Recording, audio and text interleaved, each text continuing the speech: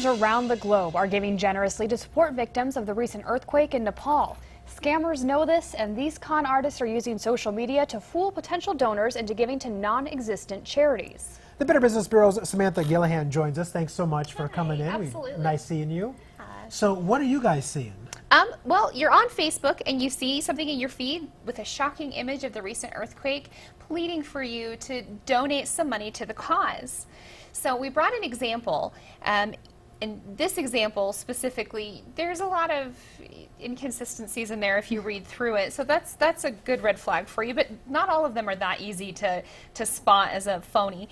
You click over to the Facebook page associated with the charity and you realize that not only was a page set up just a few days ago, but it's not associated with any established charity. The page claims to be collecting money for the victims of the earthquake and encourages you to click a link to donate, but don't do it. So these scams on Facebook, is that a pretty typical thing for people to do? It is. We're seeing a lot of this pop up with the recent earthquake that happened, and unfortunately this happens with a lot of tragedies.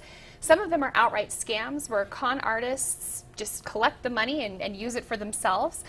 Some of them are clickbait, where they're just trying to get a lot of followers and then they'll sell all those followers to someone else who will take over the page. And some of them are well-meaning people who are trying to collect money, but without the infrastructure of an established charity, the money doesn't always go where it's supposed to go. Gotcha. All right. So if you're wanting to help out, then what do you do?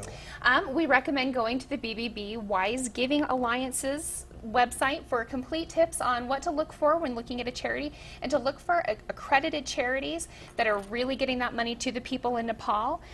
We tell people to be cautious when giving online. Be cautious of those spam messages and emails that claim to give to a relief organization.